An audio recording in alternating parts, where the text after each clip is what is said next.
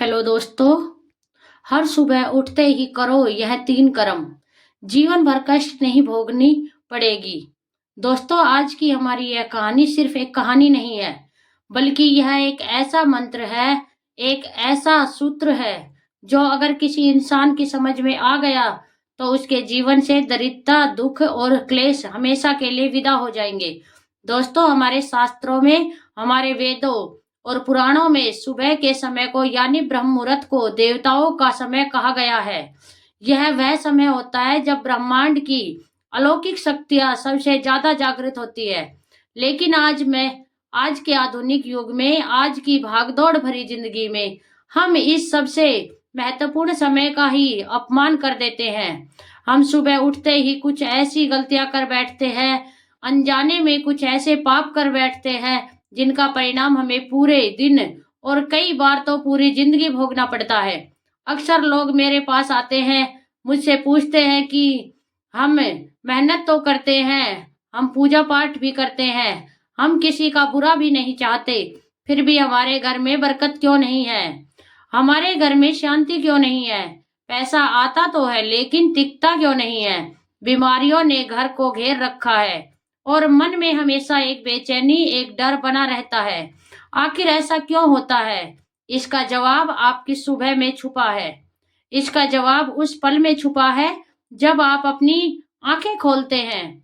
सोचिए, जब एक किसान खेत में बीज बोता है तो वह सबसे पहले मिट्टी को तैयार करता है, मौसम देखता है और सही समय पर बीज डालता है।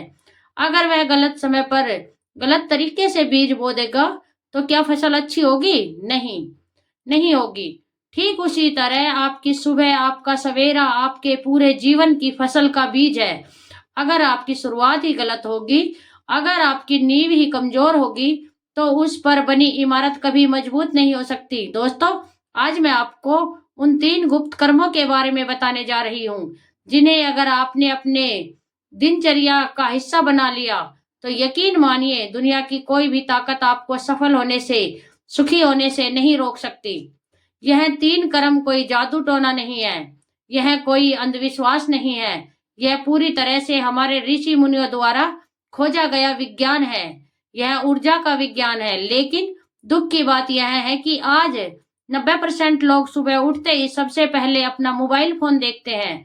दुनिया भर की नकारात्मक खबरें, दूसरों की दिखावटी दुनिया और व्यर्थ की सूचनाएं अपने दिमाग में भर लेते हैं। आँख खुलते ही हम अपने दिमाग को कचरा घर बना लेते हैं और फिर हम उम्मीद करते हैं कि हमारा दिन अच्छा जाए। हम उम्मीद करते हैं भगवान हम पर कृपा करे। जब आप सुबह उठते ही चिंता करते हैं, क्रोध करते हैं या किसी का चेहरा देखकर बुरा महसूस करते हैं, तो आप ब्रह्मांड को यह संदेश दे रहे होते हैं कि आप दुख के लिए तैयार हैं और ब्रह्मांड तथास्तु कहकर आपको और ज्यादा दुख दे देता है।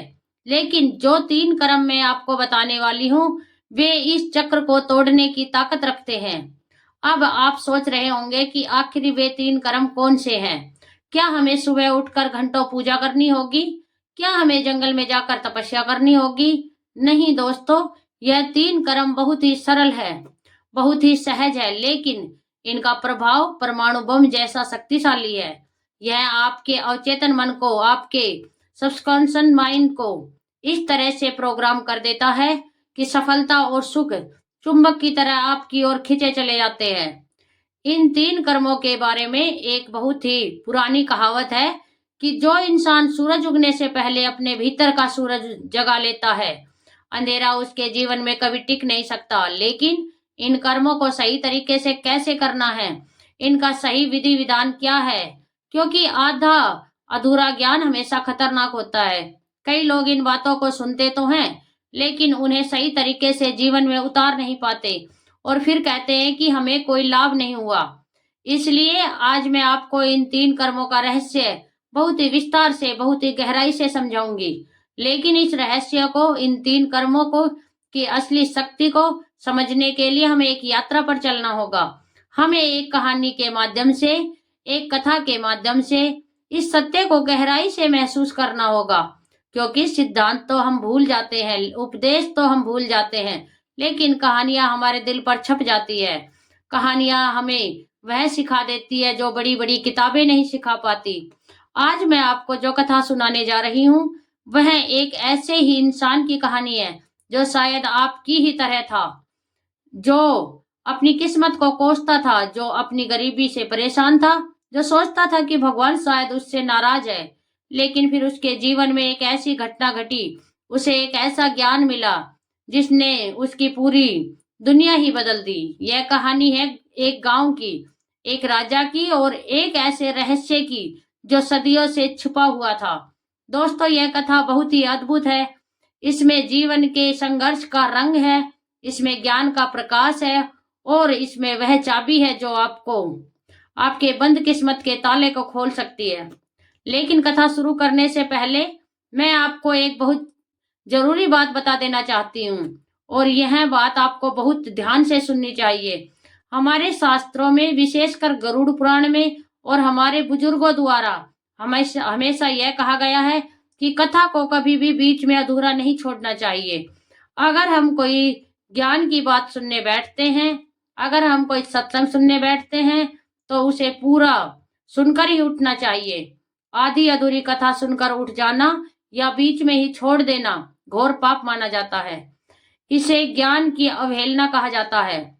ऐसा करने से जो पुण्य हमें मिलने वाला था, वह तो मिलता नहीं, उल्टे हमारे जीवन में दोष लग जाता है। यह ऐसा ही है जैसा आप किसी देवता को आमंत्रित करें और जब वह आए तो आप दरवाजा बंद कर ले। जब आप किसी कथा को सुनना शुरू करते हैं, तो ज्ञान की देवी सरस्वती आपके द्वार पर आती है। अगर आप बीच में ही वीडियो बंद कर देते हैं या कथा छोड़ देते हैं, तो आप उस ऊर्जा का अपमान करते हैं और अधूरा ज्ञान विष के समान होता है। वह आपको भ्रमित कर सकता है। इसलिए मेरा आपसे हाथ जोड़कर निवेदन है, आप और आपके भले के लिए ही कह रही हूँ कि इस कथा को अंत तक पूरा सुनिएगा। अपना कीमती समय निकालकर एकांत में बैठकर इस वीडियो को देखिए, क्योंकि आज जो रहस्य खुलने वाला है, वह शायद आपको दोबारा कहीं और सुनने को ना मिले। तो चलिए, अपने मन को एकाग्र कर लीजिए, अपने सारे तनाव, सारी चिंताओं को कुछ समय के लिए भूल जाइए और चलते हैं उस प्राचीन समय में, उस गांव में जहां इस रहस्य का जन्म हुआ था। यह कथा है रामपुर नाम के एक गांव की। रामपुर एक बहुत ही खुशहाल और हरा भरा गांव था। वहां के लोग सीधे साधे, मेहनती और धर्म कर्म में विश्वास रखने वाले थे। लेकिन उसी गांव के एक कोने में एक छोटी सी टूटी फूटी झोपड़ी थी। उस झोपड़ी में एक आदमी रहता था जिसका नाम था माधव। माधव वैसे तो दिल का बुरा नहीं था, लेकिन उसकी किस्मत मानो उससे रूठी हुई थी। वो जितनी मेहनत करता, उसे उतना ही कम फल मिलता। वह दिन भर खेतों में पसीना बहाता, लेकिन कभी सूखा पड़ जाता तो कभी बाढ़ आ जाती। अगर कभी फसल अच्छी होती तो कोई ना कोई ऐसा खर्चा आ जाता कि उसके हाथ खाली के खाली रह जाते। उसके घर में हमेशा बीमारी का डेरा रहता था। कभी उसकी पत्नी बीमार पड़ जाती तो कभी उसके बच्चे। घर में खाने के लाले पड़े रहते थे। माधव की हालत ऐसी हो गई थी कि वह अब भगवान को भी कोसने लगा था। उसे लगता था कि वह इस दुनिया में न्याय नाम की कोई चीज नहीं है। वह सोचता था, मैं किसी का बुरा नहीं करता, मैं चोरी नहीं करता, मैं झूठ नहीं बोलता, फिर भी मुझे ये इतने कष्ट क्यों भोगने पड़ते हैं। जबकि गांव के वह लोग जो अधर्म करते हैं, जो बेईमानी करते हैं, वे मजे कर रहे हैं। यह सवाल सिर्फ माधव का नहीं है दोस्तों, यह सवाल आज हम सब में से बहुत से लोगों का है। हम भी तो यही सोचते हैं कि अच्छे लोगों के साथ बुरा क्यों होता है। एक दिन की बात है, माधव सुबह सुबह अपने घर के बाहर बैठा था। उसका चेहरा उतरा हुआ था। पिछली रात ही उसके घर में भयंकर क्लेश हुआ था। पैसे की कमी की वजह से उसका अपनी पत्नी से झगड़ा हो गया था। बच्चे भूख से रो रहे थे और माधव के पास उन्हें खिलाने के लिए अन्न का एक दाना भी नहीं था। वो हताश होकर सिर पकड़कर बैठा था और अपनी किस्मत पर रो रहा था। तभी उस रास्ते से एक साधु महात्मा गुजर रहे थे। वे कोई साधारण साधु नहीं थे। उनके चेहरे पर एक अद्भुत तेज था। उनकी आंखों में एक गजब की शांति थी। उनका नाम था स्वामी आत्मानंद। स्वामी आत्मानंद जी पूरे देश में घूम घूम कर लोगों को धर्म और कर्म का ज्ञान देते थे। वे ज्ञानी थे, त्रिकालदर्शी थे और लोगों के चेहरे देखकर ही उनके मन की बात जान लेते थे। स्वामी जी की नजर जब माधव पर पड़ी तो वे रुक गए। उन्होंने माधव के चेहरे पर छाई हुई काली छाया को देख लिया। वह समझ गए कि यह व्यक्ति अंदर से टूट चुका है।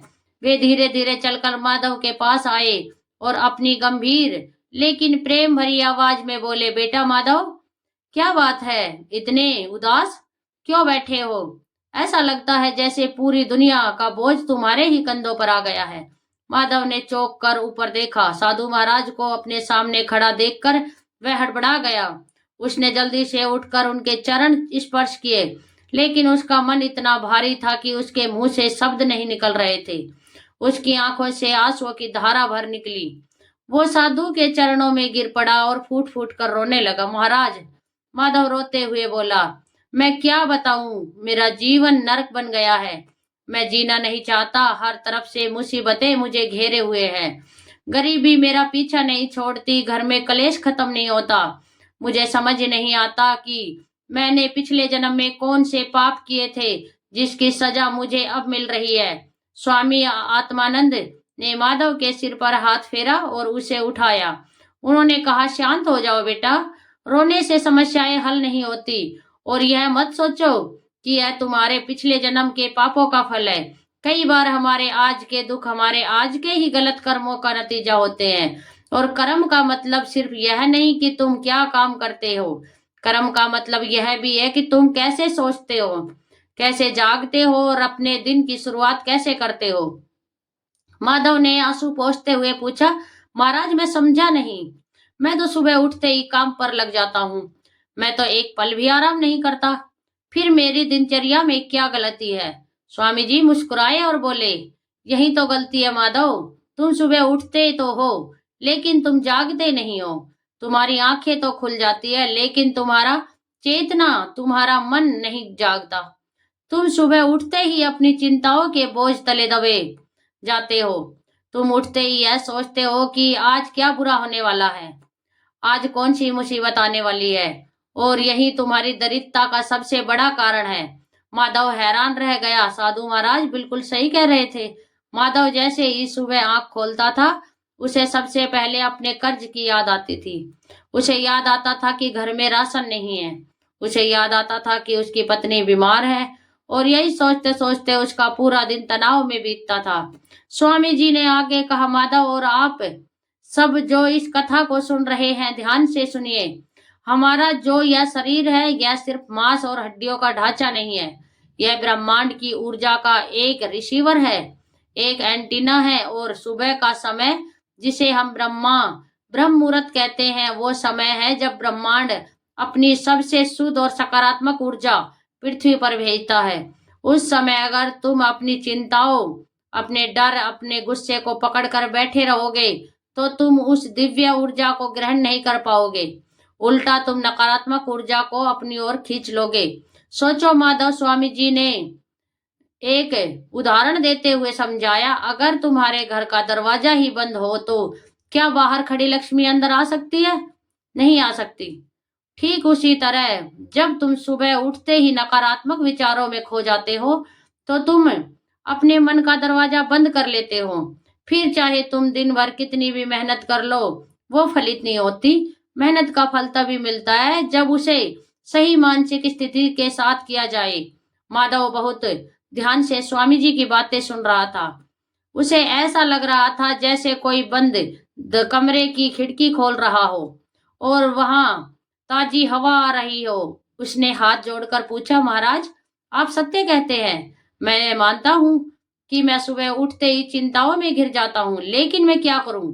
मुसीबतें इतनी हैं कि चिंता अपने आप आ जाती है। मैं चाहकर भी खुश नहीं रह पाता। कृपा आप ही कोई उपाय बताए, मुझे इस नरक से बाहर निकालिए। स्वामी जी ने अपनी झोली में से एक कमंडल निकाला और उसमें से थोड़ा सा जल माधव पर छिड़का। फिर वे बोले, माधव, उपाय तो है, और वो उपाय बहुत सरल है, लेकिन उसके लिए तुम्हें अपनी पुरानी आदतों को छोड़ना होगा। तुम्हें अपने मन को साधना होगा।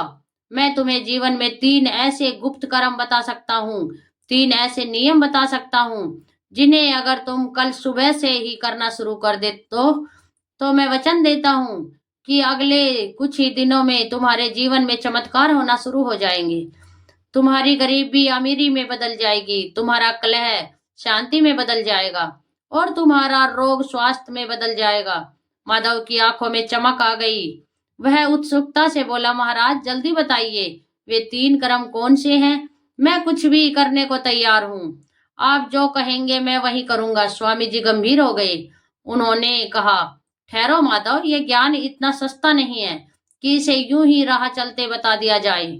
और इन 3 कर्मों को जानने से पहले तुम्हें यह समझना होगा कि इनका असर कैसे होता है। तुम्हें यह समझना होगा कि इंसान का मन और यह ब्रह्मांड कैसे जुड़े हुए हैं। क्या तुम जानते हो कि एक बार एक राजा ने अपनी पूरी सल्तनत सिर्फ इसलिए खो दी थी क्योंकि वह सुबह गलत तरीके से उठता था? और क्या तुम जानते हो कि एक भिखारी सिर्फ अपनी सुबह की आदतों को बदलकर एक बहुत बड़ा व्यापारी बन गया था? माधव ने नाम में सिर झुकाया। नहीं महाराज, मैं नहीं जानता। कृपया मुझे विस्तार से समझाइए। स्वामी जी बोले, तो सुनो, मैं तुम्हें एक कथा सुनाता हूँ। यह कथा बहुत पुरानी है। उस समय की बात जब देवता भी पृथ्वी पर विचरण किया करते थे। यह कथा है नगर सेठ धनपत राय और उसके 2 बेटों की। इस कथा में तुम्हारे हर सवाल का जवाब छिपा है। इस कथा के हर मोड़ पर तुम्हें यह सीखने को मिलेगा कि कैसे हमारी छोटी छोटी गलतियां हमारे बड़े बड़े दुखों का कारण बनती है और कैसे छोटी छोटी अच्छी आदतें हमारे भाग्य को सोने जैसा चमका देती है। दोस्तों, अब स्वामी आत्मानंद जी माधव को जो कथा सुनाने जा रहे हैं वो वही पैरेबल है, वही दृष्टांत है जो आपके जीवन को बदल देगा। यह कहानी सिर्फ माधव के लिए नहीं थी, यह हम सबके लिए है। इस कहानी में आप देखेंगे कि कैसे अहंकार, अज्ञानता और गलत दिनचर्या इंसान को राजा से रंक बना देती है और कैसे विनम्रता, ज्ञान और सही प्रातःकर्म इंसान को रंग से राजा बना देते हैं। लेकिन याद रखिएगा, जैसा मैंने पहले कहा था, कथा को बीच में छोड़ना नहीं है। अब हम उस गहरे रहस्य की ओर बढ़ रहे हैं। अब हम उस यात्रा पर निकल रहे हैं जहां हमें पता चलेगा कि आखिर वे कौन से 3 कर्म हैं जिनकी जिक्र स्वामी जी ने किया। क्या वे कर्म धन से जुड़े हैं? क्या वे शरीर से जुड़े हैं? या वे आत्मा से जुड़े हैं? स्वामी जी ने एक पेड़ के नीचे अपना आसन जमाया। माधव भी उसके सामने जमीन पर बैठ गया। गांव के कुछ और लोग जो वहां से गुजर रहे थे, साधु महाराज को कथा सुनाते देख वे भी वहां आकर बैठ गए। माहौल एकदम शांत हो गया। पक्षियों की चहचहाट के बीच स्वामी जी की गंभीर वाणी गूंजने लगी। स्वामी जी ने कथा शुरू की। बहुत समय पहले की बात है। अवंती नगर में एक बहुत ही प्रसिद्ध सेठ रहता था जिसका नाम था धनपत राय। धनपत राय जैसा नाम था वैसा ही उसका काम भी था। उसके पास धन दौलत की कोई कमी नहीं थी। उसके व्यापार के जहाज समुंदर पार तक जाते थे। उसका घर किसी महल से कम नहीं था। उसके पास दर्जनों नौकर चाकर, हाथी घोड़ों की कतारें और सोने चांदी के भंडार थे। लेकिन इतना सब कुछ होने के बावजूद धनपत राय के जीवन में एक बहुत बड़ा दुख था। वो दुख था उसकी संतान। धनपत राय के 2 बेटे थे। बड़े बेटे का नाम था विक्रम और छोटे बेटे का नाम था सुमित। दोनों सगे भाई थे, एक ही घर में पले बड़े थे, एक ही जैसा खाना खाते थे और एक ही गुरु से शिक्षा प्राप्त की थी। लेकिन फिर भी दोनों के स्वभाव में जमीन आसमान का अंतर था। विक्रम जो बड़ा था वो बहुत ही अहंकारी, क्रोधी और आलसी था। उसे लगता था कि उसके पिता के पास इतना पैसा है कि उसे जीवन में कभी कुछ नहीं करने की जरूरत है। वो देर तक सोता रहता था। जब सोकर उठता तो नौकरों पर चिल्लाता। उसका दिन शिकायत और गुस्से से शुरू होता था। वह हमेशा यही सोचता था कि उसे और क्या चाहिए, उसे और क्या सुख भोगना है। उसे बड़ों की इज्जत करना नहीं आता था और ना ही उसे समय की कद्र थी। दूसरी तरफ छोटा बेटा सुमित बिल्कुल विपरीत था। वो शांत स्वभाव का था, विनम्र था और बहुत ही अनुशासित था। वह सुबह सूरज उगने से पहले उठ जाता था। वह सबसे पहले अपने माता पिता के चरण स्पर्श करता, अपने इष्ट देव को याद करता और फिर अपने पिता के व्यापार में हाथ बांटने चला जाता। सुमित के चेहरे पर हमेशा एक तेज रहता था, एक खुशी रहती थी। धनपत राय अब बूढ़े हो चले थे। उन्हें चिंता सताने लगी थी कि उनके मरने के बाद उनकी इतनी विशाल संपत्ति का क्या होगा। उन्हें पता था कि विक्रम तो इसे बर्बाद कर देगा, लेकिन पिता होने के नाते उनका मुंह विक्रम के प्रति भी कम नहीं था। वे चाहते थे कि विक्रम भी सुधर जाए, विक्रम भी सुमित जैसा बन जाए, लेकिन लाख समझाने पर भी विक्रम की आदतें नहीं बदल रही थी। एक दिन धनपत राय ने एक बहुत बड़ा निर्णय लिया। उन्होंने सोचा कि वे अपने जीते जी अपनी जायदाद का बंटवारा कर देंगे, लेकिन बंटवारा करने से पहले वे अपने बेटों की एक परीक्षा लेना चाहते थे। वे देखना चाहते थे कि क्या वास्तव में विक्रम नालायक है या उसके अंदर भी सुधरने की कोई गुंजाइश है, और क्या सुमित वास्तव में काबिल है या यह सिर्फ उसका दिखावा है। धनपत राय ने अपने दोनों बेटों को अपने पास बुलाया। उन्होंने दोनों को सौ सौ सोने की मोहरें दी और कहा, बेटे, मैं तीर्थ पर जा रहा हूँ, मुझे वापस आने में 6 महीने लग जाएंगे। यह 100 सोने की मोहरें मैं तुम्हें दे रहा हूँ। इन 6 महीनों में तुम्हें इन मोहरों का इस्तेमाल करके अपना जीवन चलाना है, लेकिन मेरी एक शर्त है, तुम्हें घर छोड़कर जाना होगा। तुम्हें किसी दूसरे नगर में जाकर अपनी मेहनत से, अपनी बुद्धि से इन 100 मोहरों को बढ़ाना होगा। जो बेटा 6 महीने बाद ज्यादा धन कमा कर लाएगा और जिसने धर्म के रास्ते पर चलकर धन कमाया होगा, मैं उसे ही अपना उत्तराधिकारी बनाऊंगा। मैं उसे ही अपनी सारी संपत्ति सौंपूंगा। विक्रम यह सुनकर बहुत खुश हुआ। उसे लगा 100 सोने की मोहरें तो बहुत होती हैं। मैं इनमें से बहुत बड़ा व्यापार करूंगा और पिताजी को दिखा दूंगा कि मैं ही असली वारिस हूँ। सुमित ने भी पिता की आज्ञा को सिर आंखों पर लिया। उसने पिता के पैर छुए और आशीर्वाद लिया। दोनों भाई अलग अलग दिशाओं में निकल पड़े। विक्रम पश्चिम की ओर गया, जहाँ बड़े बड़े शहर थे, विलासिता थी और रंगरनिया थी, और सुमित पूर्व की ओर गया, जहाँ छोटे गांव थे, खेत थे और सादा जीवन था। यहीं से शुरू होता है असली खेल। यहीं से शुरू होती है वह परीक्षा जो हमें बताएगी कि सुबह के वे 3 कर्म कैसे इंसान की तकदीर बदल देते हैं। विक्रम, जिसके पास पैसे तो थे लेकिन संस्कार नहीं थे, उसने क्या किया? और सुमित, जिसके पास संस्कार थे, उसने अपनी दिनचर्या से कैसे असंभव को संभव कर दिखाया। स्वामी जी ने माधव की ओर देखा और पूछा, माधव, क्या तुम जानते हो विक्रम के साथ क्या हुआ? विक्रम ने उन 100 मोहरों के साथ अपनी पहली सुबह कैसे शुरू की? माधव एकदम सन्न रह गया होकर सुन रहा था। नहीं महाराज, क्या हुआ उनके साथ? स्वामी जी बोले, विक्रम जिस शहर में गया वहां उसने एक बहुत महंगी सराय में कमरा लिया। उसने सोचा कि वह एक रईस का बेटा है तो उसे रईसों की तरह ही रहना चाहिए। पहली रात उसने खूब जश्न मनाया, खूब खाया पिया और देर रात तक जागता रहा। और जब अगली सुबह हुई दोस्तों, विक्रम की वह पहली सुबह और उसके बाद आने वाली हर सुबह कैसे उसके विनाश का कारण बनी और सुमित की सुबह ने कैसे उसे ऊंचाइयों पर पहुंचाया, यह हम जानेंगे कहानी के अगले भाग में। लेकिन ध्यान रहे, यह सिर्फ कहानी नहीं है, यह आपके और मेरे जीवन का दर्पण है। स्वामी आत्मानंद जी ने अपनी बात आगे बढ़ाई। उनकी आवाज में अब एक गहरा ठहराव था, जैसे वो माधव को और वहां बैठे हर एक व्यक्ति को उस समय में ले जाना चाहते थे जहां यह घटना घट रही थी। स्वामी जी बोले, माधव और मेरे प्यारे दोस्तों, ध्यान से सुनना। विक्रम जिस नगर में पहुंचा उसका नाम था विलास नगर। यह नगर अपनी चकाचौंध, अपने बाजारों और अपनी रंगीन रातों के लिए जाना जाता था। विक्रम की जेब में सोने की मोहरें थी और दिमाग में यह अहंकार था कि वह बहुत बड़े बाप का बेटा है। पहली रात के जश्न के बाद जब अगली सुबह हुई तो सूरज अपनी पूरी ताकत से चमक रहा था। पक्षी चहचहा रहे थे। दुनिया अपने काम पर लग चुकी थी, लेकिन विक्रम विक्रम अभी भी अपनी मखमली बिस्तर पर पड़ा सो रहा था। दिन के 10 बज चुके थे। कमरे की खिड़की से धूप की एक किरण सीधे उसकी आंख पर पड़ी।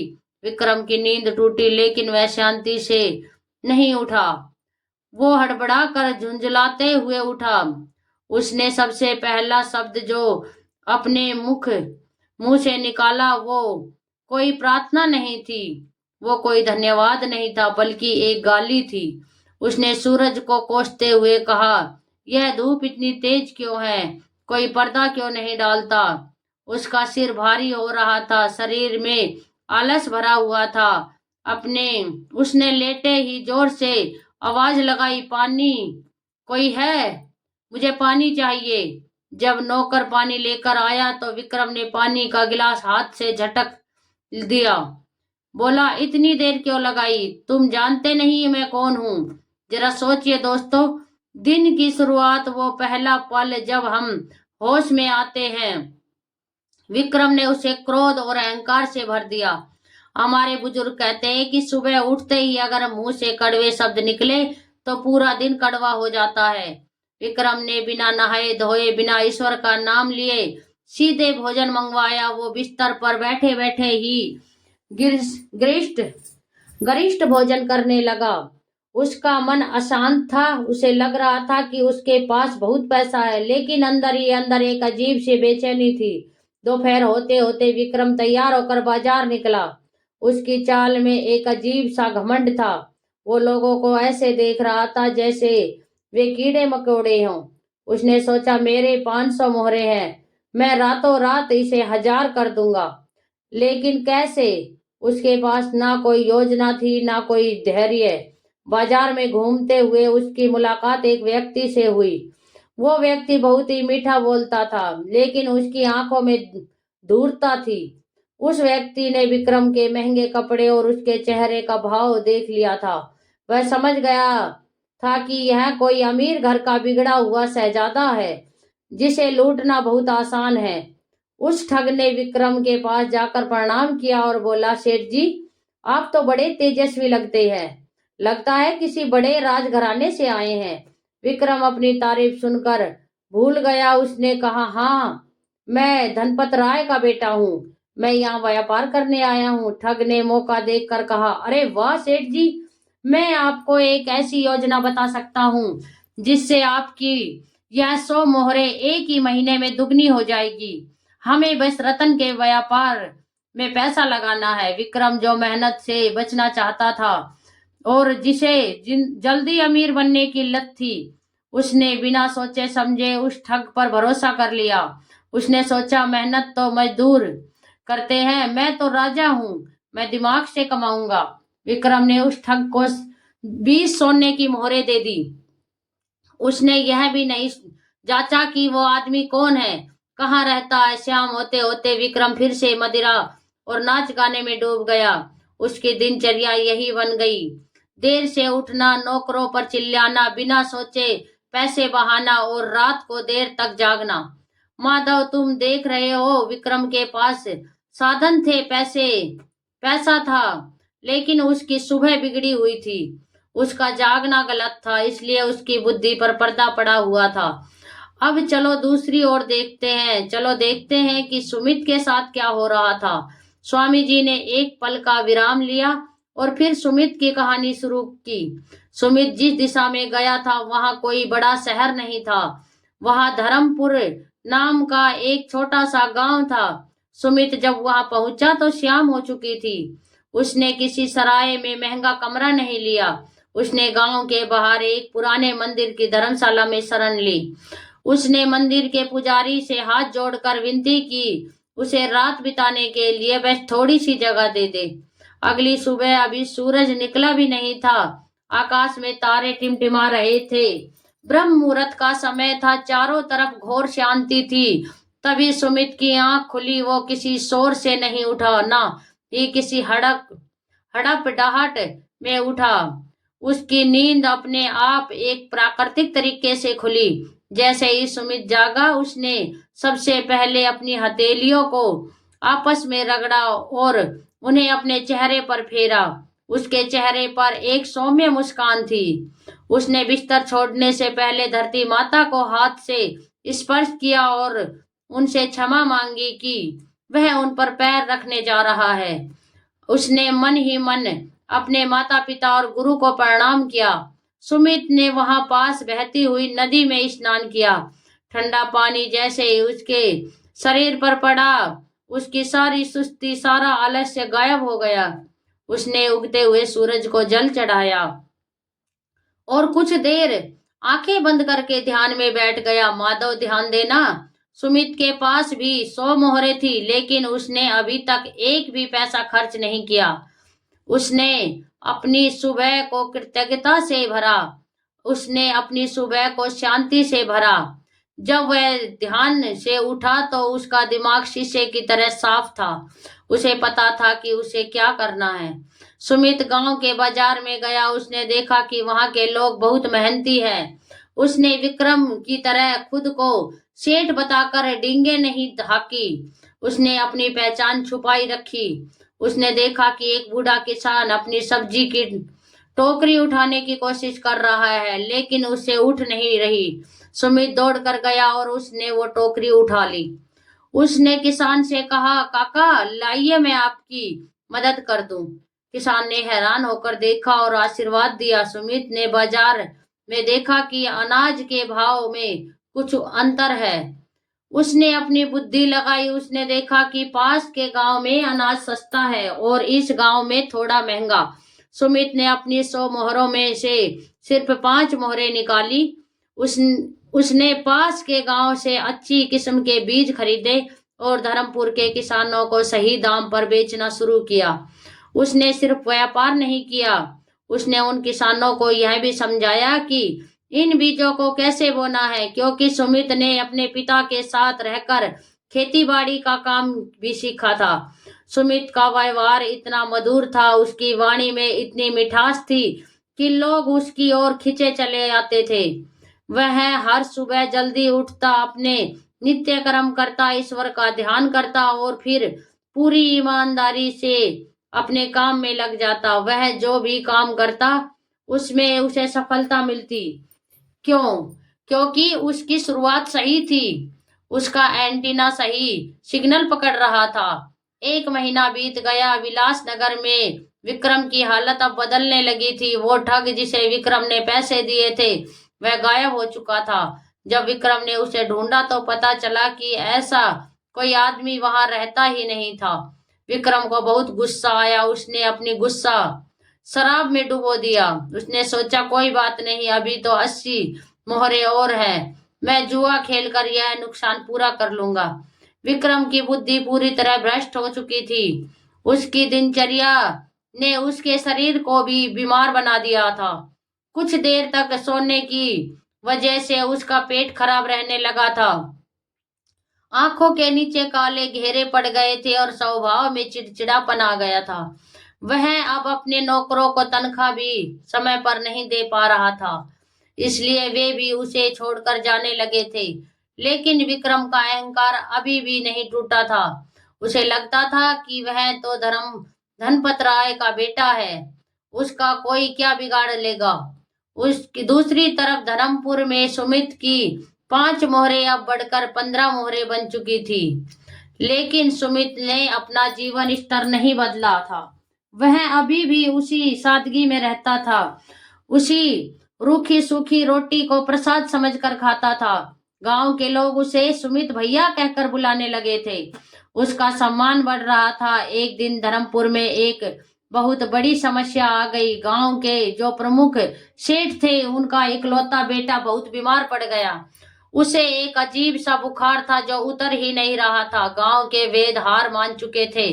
सेठ जी बहुत परेशान थे। उन्होंने घोषणा करवा दी, जो मेरे बेटे को ठीक करेगा या कोई अच्छा वेद लाएगा, मैं उसे मुंह मांगा इनाम दूंगा। सुमित को जब यह पता चला तो वह तुरंत सेठ के घर गया। उसने रोगी को देखा। सुमित ने बचपन में अपने गुरु से यह कुछ जड़ी बूटियों का ज्ञान भी लिया था। उसने देखा कि लड़के के लक्षण पित्त बढ़ने के हैं। सुमित ने सेठ जी से कहा, सेठ जी, मैं कोई वैद्य तो नहीं हूँ, लेकिन मुझे लगता है कि जंगल में मिलने वाली एक औषधि जड़ी का रस इसे ठीक कर सकता है। सेठ जी ने कहा, बेटा, तुम जो करना चाहो करो, बस मेरे बेटे को बचा लो। सुमित ने यह नहीं कहा कि मैं नौकर भेजूंगा। वो खुद जंगल की ओर दौड़ा। दोपहर की कड़ी धूप में वह जंगल में भटकता रहा। जड़ी बूटी ढूंढने में उसे बहुत मेहनत करनी पड़ी। उसके पैरों में कांटे चुभे, लेकिन उसने हार नहीं मानी। शाम तक वो जड़ी लेकर लौटा। उसने उसका रस निकालकर बीमार लड़के को पिलाया। रात भर सुमित वहीं बैठा रहा, उस लड़के के सिर पर गीली पट्टियां रखता रहा, और चमत्कार हुआ। अगली सुबह ब्रह्म मुहूर्त में जब सुमित रोज की तरह जागा तो उसने देखा कि लड़के का बुखार उतर चुका है। लड़का होश में आ गया था। सेठ जी की खुशी का ठिकाना नहीं था। वे सुमित के पैरों में गिर पड़े। उन्होंने कहा, बेटा, तुम साक्षात भगवान का रूप हो, मांगो, तुम्हें क्या चाहिए, मैं तुम्हें अपनी आधी दौलत दे सकता हूँ। अब यहाँ ध्यान देना माधव, अगर विक्रम होता तो वो क्या करता? वो शायद दौलत मांग लेता, लेकिन सुमित ने क्या किया? सुमित ने हाथ जोड़कर कहा, सेठ जी, मुझे धन नहीं चाहिए। मैंने यह काम धन के लिए नहीं किया, बल्कि मानवता के लिए किया है। और वैसे भी मेरे पिता ने मुझे सिखाया है कि किसी की मजबूरी का फायदा उठाकर कमाया गया धन कभी फलता नहीं है। सुमित के इस जवाब ने सेठ का दिल जीत लिया। उन्होंने कहा, बेटा, धन ना सही, लेकिन आज से तुम मेरे धर्म भाई हो, और मैं चाहता हूं कि तुम मेरे व्यापार में मेरे साझेदारी बन जाओ। मुझे तुम्हारे जैसे ईमानदार और मेहनती व्यक्ति की ही तलाश थी। इस तरह सुमित ने बिना एक भी पैसा खर्च किए गांव के सबसे बड़े सेठ के साथ व्यापार शुरू कर दिया। उसकी पूंजी अब केवल मोहरे नहीं थी, बल्कि उसकी खाक साख, उसका व्यापार और लोगों का विश्वास था। वहीं दूसरी ओर विक्रम का पतन अब तेजी से शुरू होने वाला था। 3 महीने बीत चुके थे। विक्रम की आधी मोहरे खत्म हो चुकी थी। जुए में उसने बहुत पैसा हारा था। उसके दोस्त जो उसके पैसे पर पलते थे, वे अब उसका मजाक उड़ाने लगे थे। एक रात विक्रम जुए के अड्डे से हार कर लौट रहा था। वो नशे में धुत था। रास्ते में उसका पैर एक पत्थर से टकराया और वह गिर पड़ा। उसके कपड़े कीचड़ में संध गए। वहां से गुजर रहे कुछ लोग ने उसे देखकर कहा, अरे, यह तो वही पागल है जो खुद को राजा का बेटा बताता है। यह सुनकर विक्रम का खून खौल उठा। वो उन लोगों से लड़ने लगा। मारपीट हो गई। विक्रम को बहुत चोटें आई। उसके कपड़े फट गए। उसे उसी हालत में सराय वापस आना पड़ा। अगली सुबह जब वह दर्द से कराहता हुआ उठा तो उसने देखा कि उसका वो नौकर जो अभी तक उसके साथ था, वह भी गायब है, और जाते जाते वो विक्रम की बची कुची कुछ मोहरे भी चुरा ले गया था। विक्रम चीखा चिल्लाया, लेकिन सुनने वाला कोई नहीं था। वो अकेला था, घायल था, और अब उसके पास पैसे भी नहीं, बहुत कम बचे थे। उसे पहली बार डर लगा। उसने अपने पिता की याद आई। उसे अपने भाई सुमित की याद आई। उसने सोचा, सुमित क्या कर रहा होगा? जरूर वह भी मजे कर रहा होगा, या शायद वह तो मुझसे भी बुरा हाल में होगा। वो तो गांव गया है, गांव वालों के बीच में, गवारों के बीच में। विक्रम को अभी भी अपनी गलती का एहसास नहीं था। वो अभी भी अपनी परिस्थितियों को, अपने नौकरों को और अपनी किस्मत को दोष दे रहा था। उसे यह नहीं दिख रहा था कि उसका असली दुश्मन कोई और नहीं, बल्कि उसकी अपनी आदतें हैं। उसका असली दुश्मन उसका वो सुबह है जिसे वह रोज बर्बाद करता है। स्वामी जी रुके। उन्होंने माधव की आंखों में झांका और पूछा, माधव, तुम्हें क्या लगता है, क्या विक्रम अब संभल पाएगा, या उसका अंत और भी भयंकर होगा? माधव की सांसें थमी हुई थी। वह कहानी में इतना खो गया था कि उसे अपने आसपास का भी होश नहीं था। उसने कहा, महाराज, मुझे तो लगता है कि विक्रम का अहंकार उसे ले डूबेगा, लेकिन क्या उसे बचाने वाला कोई नहीं आएगा? स्वामी जी मुस्कुराए। बचाने वाला तो हमेशा आता है माधव, लेकिन शर्त यह है कि इंसान मदद के लिए हाथ तो बढ़ाए। विक्रम अभी भी अपनी अकड़ में है। अभी उसे और ठोकरें खानी है। अभी उसे उस स्तर तक गिरना है जहां से उसे मिट्टी का स्वाद पता चले। और सुमित सुमित के जीवन में अब एक ऐसी परीक्षा आने वाली थी जो उसके धैर्य और उसके नियम को हिलाकर रख देने वाली थी। क्योंकि सफलता जब आती है तो अपने साथ घमंड का बीज भी लेकर आती है। क्या सुमित उस घमंड से बच पाएगा, या उसकी अच्छी आदतें भी सफलता की चकाचौंध में खो जाएंगी? यह 6 महीने का समय अब खत्म होने को था, लेकिन आखिरी के कुछ दिनों में जो हुआ उसने पूरी बाजी पलट कर रख दी। नियति ने एक ऐसा खेल खेला जिसने दोनों भाइयों को एक ही चौराहे पर लाकर खड़ा कर दिया। माधव, अब जो मैं तुम्हें बताने जा रहा हूँ वह इस कथा का सबसे महत्वपूर्ण मोड़ है। यहाँ से तुम्हें समझ आएगा कि वे 3 कर्म जिसका मैंने शुरू में जिक्र किया था वे असल में काम कैसे करते हैं। वे कोई मंत्र नहीं है, वे जीवन जीने की एक कला है। स्वामी आत्मानंद जी की वाणी अब बादलों की गर्जन जैसी गंभीर हो गई थी। माधव और वहां बैठे सभी प्राणी सांस रोककर सुन रहे थे। हवाएं भी मानो थम गई थी, जैसे प्रकृति भी इस कथा के मर्म को समझना चाहती हो। स्वामी जी ने कथा को आगे बढ़ाते हुए कहा, माधव, जीवन कभी भी एक सीधी रेखा में नहीं चलता। सुख और दुख दिन और रात की तरह आते जाते रहते हैं, लेकिन जो इंसान अपने जड़ों से जुड़ा होता है वो अपनी दिनचर्या और संस्कारों से पक्का होता है। वो आधी आंधी में भी बरगद के पेड़ की तरह खड़ा रहता है, और जो खोखला होता है वह सूखी टहलनी की तरह जरा सी हवा में टूट जाता है। 5 महीने बीत चुके थे। 6ठा महीना शुरू ही हुआ था कि कुदरत ने अपना रंग दिखाया। वो साल का वह समय था जब मानसून वापस लौटता है, लेकिन इस बार इंद्रदेव कुछ ज्यादा ही क्रोधित प्रतीत हो रहे थे। आसमान में काले कच्चे बादल घिराए, ऐसे बादल जो दिन में ही रात का अंधेरा ले आए। हवाओं ने ऐसा जोर पकड़ा कि पुराने से पुराने पेड़ कांपने लगे। यह कोई सामान्य बारिश नहीं थी, यह एक प्रलय की आहट थी। बिलासनगर और धर्मपुर दोनों ही इलाके में मौसम विभाग की चेतावनी उस समय के ज्योतिषियों की गणना आ चुकी थी कि अगले 3 दिनों तक भारी विनाश होने वाला है। अब देखो माधव, यहीं पर जागने का और सही समय पर जागने का असली महत्व समझ में आता है। धर्मपुर में जहां सुमित रहता था उस रात हवा का रुख बदल गया था। सुमित जो रोज ब्रह्म मुहूर्त में यानी सूर्य उगने से लगभग 1.5 घंटा पहले उठता था, उस दिन भी अपनी आदत के अनुसार समय पर जाग गया। बाहर घोर अंधेरा था और सन्नाटा ऐसा था जो दिल में डर पैदा कर दे। सुमित ने जैसे ही अपनी आंखें खोली उसने महसूस किया कि वातावरण में एक अजीब सी नमी और भारीपन है। उसने अपने नित्य कर्म किए और ध्यान में बैठा। ध्यान करते समय उसका मन एकाग्र था, उसका सहस्त्र चक्र सक्रिय था। उसे अपने अंतर मन से एक आवाज आई, एक चेतावनी मिली कि आज कुछ अनहोनी होने वाली है। जानवरों की आवाजें भी कुछ अलग थी। कुत्ते अजीब तरह से रो रहे थे, पक्षी अपने घोंसले में फड़फड़ा रहे थे, क्योंकि सुमित का दिमाग शांत था और वह प्रकृति के साथ लय में था। उसने इन संकेतों को पहचान लिया। उसने तुरंत निर्णय लिया। वह दौड़कर अपने धर्म भाई उस सेठ के पास गया। सेठ अभी गहरी नींद में थे। सुमित ने दरवाजा खटखटाया, सेठ जी को जगाया। सेठ जी ने आंखें मलते हुए दरवाजा खोला। क्या हुआ सुमित? अभी तो सूरज भी नहीं निकला, इतनी गड़बड़ाहट क्यों? सुमित ने गंभीर स्वर में कहा। सेठ जी, समय नहीं है। मुझे आभास हो रहा है कि बहुत भारी बाढ़ आने वाली है।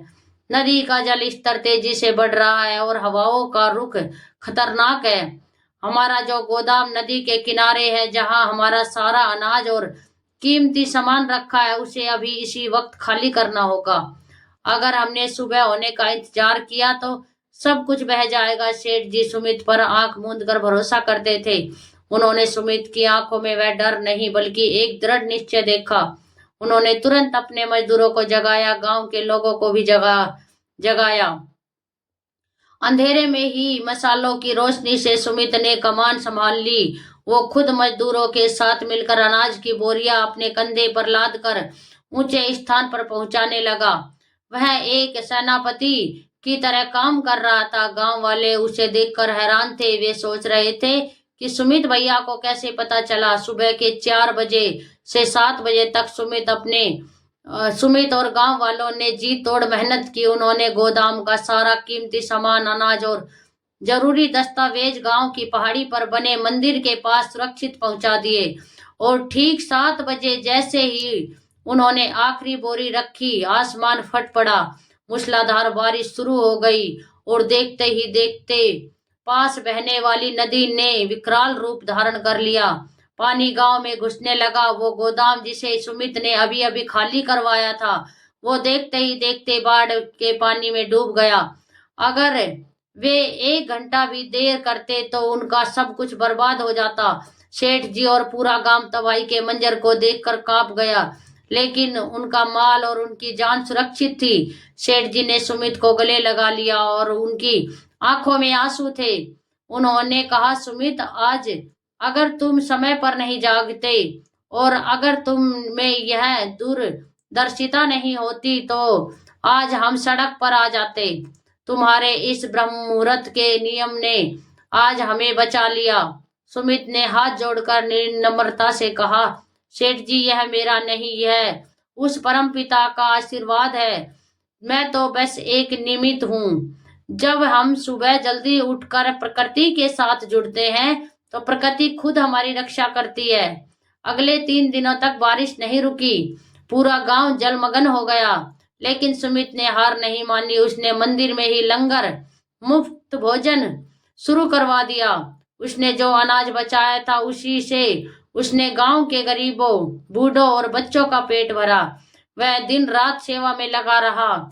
उसने खुद को भूलकर दूसरों की सेवा की और इस सेवा ने उसे गांव वालों की नजर में इंसान से देवता बना दिया। लोग उसके पैर छूने लगे, उसे इतना अपना रक्षक मानने लगे। अब चलो माधव, अब चलते हैं विलासनगर की ओर, देखते हैं हमारे राजकुमार विक्रम का क्या हाल है। विलासनगर में भी वही तूफान आया था, वही बारिश, वही कहर, लेकिन वहां की सुबह कुछ और ही कहानी कह रही थी। विक्रम पिछली रात फिर से शराब के नशे में धुत होकर सोया था। बाहर बादल गरज रहे थे, लेकिन विक्रम बेहोशी की नींद में था। उसका कमरा जो एक निचली मंजिल पर था, खतरे की जड़ में था। सुबह के 8 बज चुके थे। बाहर हाहाकार मचा हुआ था। लोग भाग रहे थे, चिल्ला रहे थे। पानी गलियों में भर चुका था और तेजी से घरों में घुस रहा था, लेकिन विक्रम के कानों तक यह शोर नहीं पहुंच रहा था। वो तो अपनी मखमली रजाई में दबा पड़ा था। तभी अचानक उसकी सराय का दरवाजा जोर से खुला। पानी का एक तेज बहाव कमरे के अंदर आ गया। ठंडा और गंदा पानी जब विक्रम के बिस्तर तक पहुंचा, तब उसकी आंख खुली। वो हड़बड़ा कर उठा। उसने देखा कि उसका कमरा तैर रहा है। उसका कीमती सामान, उसके कपड़े सब पानी में बह रहे हैं। विक्रम चीखा, अरे कोई है, बचाओ, यह पानी कहाँ से आया? लेकिन वहां उसे सुनने वाला कोई नहीं था। सराय का मालिक और बाकी लोग अपनी जान बचाकर पहले ही भाग चुके थे। विक्रम, जो हमेशा दूसरों पर हुक्म चलाता था, आज बिल्कुल अकेला था। उसके पास कोई अपना नहीं था। उसने देखा कि कोने में रखी उसकी संदूक, जिसमें उसकी बची कुची 20-30 मोहरें थी, वो पानी में बहकर बहाव से बाहर की ओर बह रही है। विक्रम उस संदूक को पकड़ने के लिए लपका, लेकिन उसका पैर फिसला और वो मुंह के बल कीचड़ वाले पानी में गिर पड़ा। संदूक पानी के तेज बहाव में बहकर नाले में जा गिरी और ओझल हो गई। विक्रम की आंखों के सामने उसकी आखिरी उम्मीद भी बह गई। वो चिल्लाया, रोया, लेकिन आंधी की आवाज में उसकी चीख दब गई। जैसे तैसे जान बचाकर भीगे और कीचड़ से सने कपड़ों में विक्रम सराय से बाहर निकला। बाहर का नजारा देखकर उसके होश उड़ गए। पूरा शहर बाढ़ की चपेट में था। अमीर गरीब का भेद मिट चुका था। सब अपनी जान बचाने के लिए भाग रहे थे। विक्रम ठंड से कांप रहा था। उसे भूख उसे भूख लगी और सोचा मैं अपने दोस्तों के पास जाता हूँ, जिन्हें मैंने इतने दिन तक मुफ्त की शराब पिलाई है, जिन पर मैंने इतना पैसा लुटाया है, वे मेरी मदद जरूर करेंगे।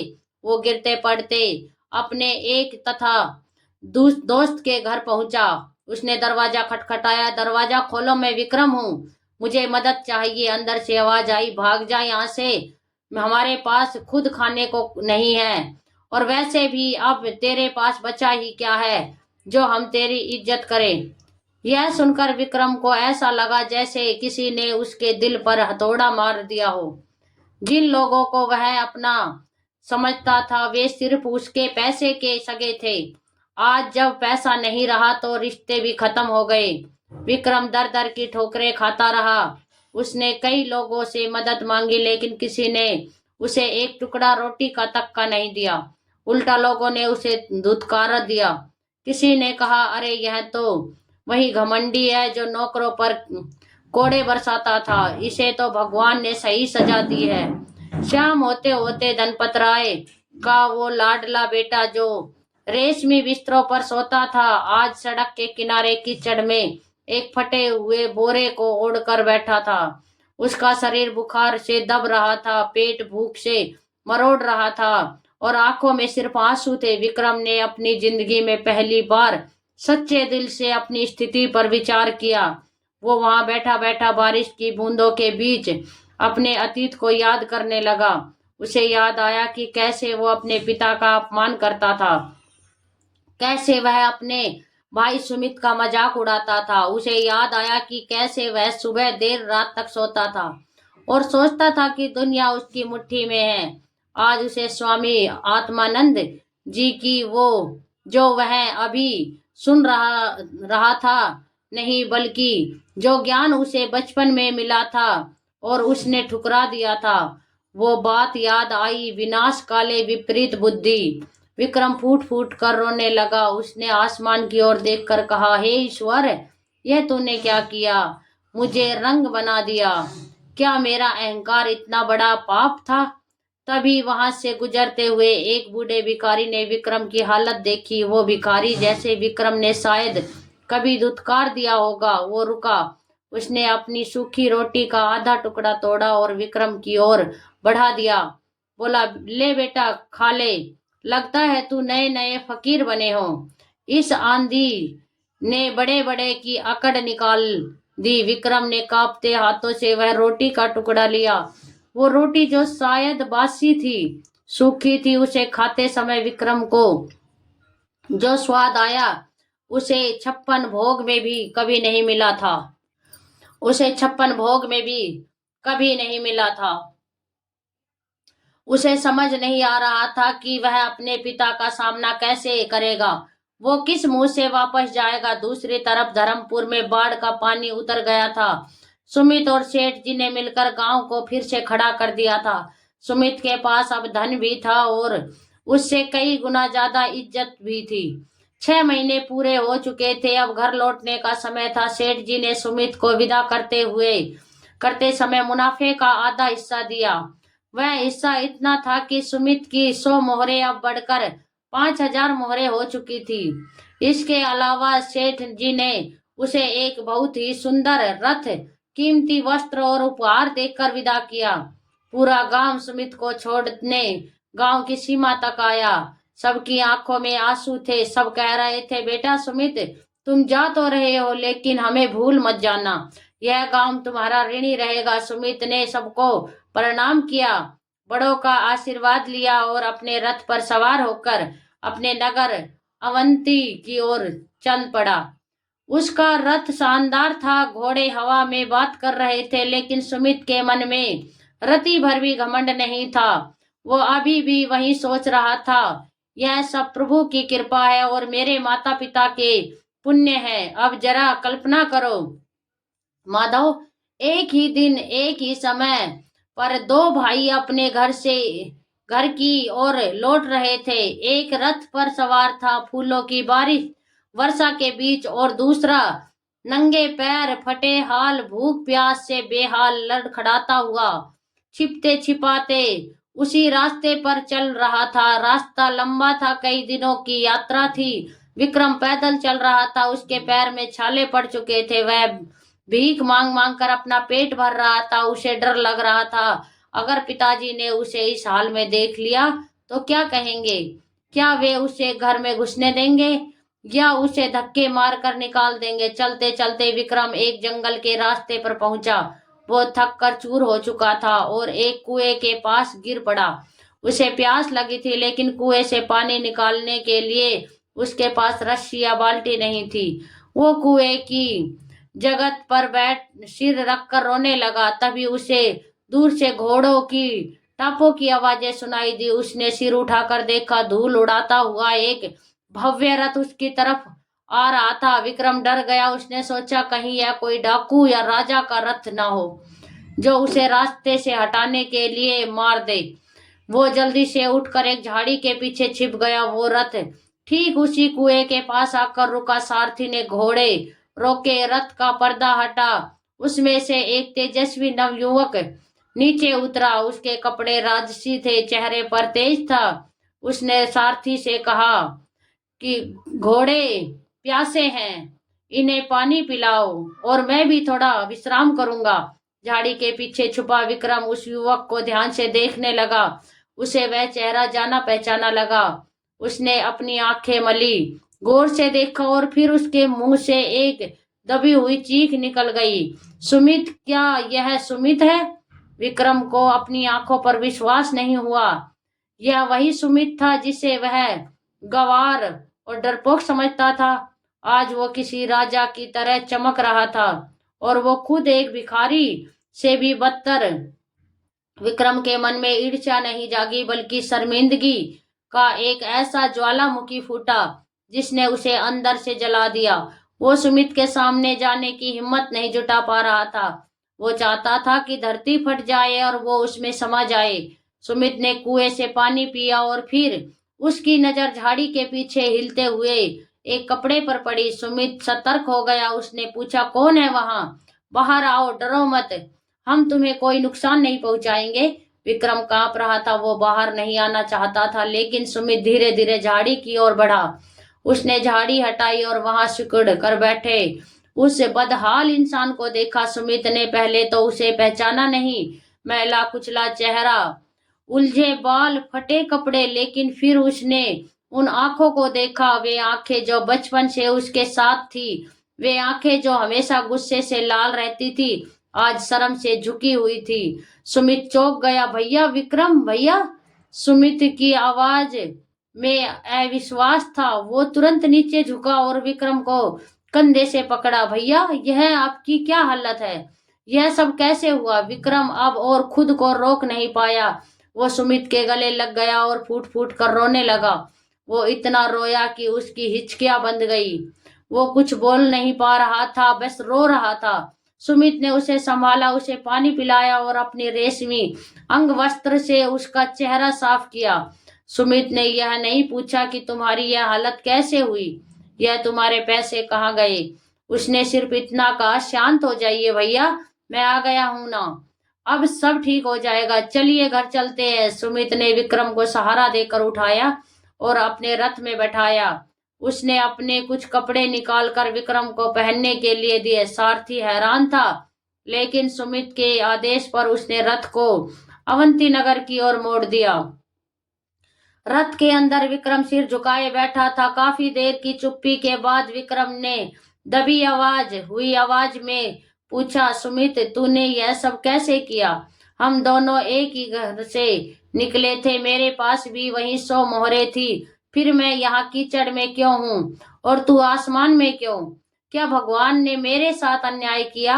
सुमित ने विक्रम का हाथ अपने हाथ में लिया और बहुत ही प्यार से, बहुत ही गहराई से जवाब दिया। यह जवाब, माधव, तुम भी ध्यान से सुनना।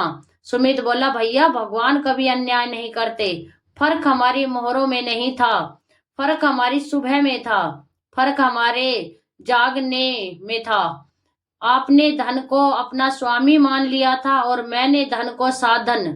अपने अपनी दिनचर्या को अपनी इच्छाओं का गुलाम बना दिया था और मैंने अपनी दिनचर्या को अनुशासन में से बांधा।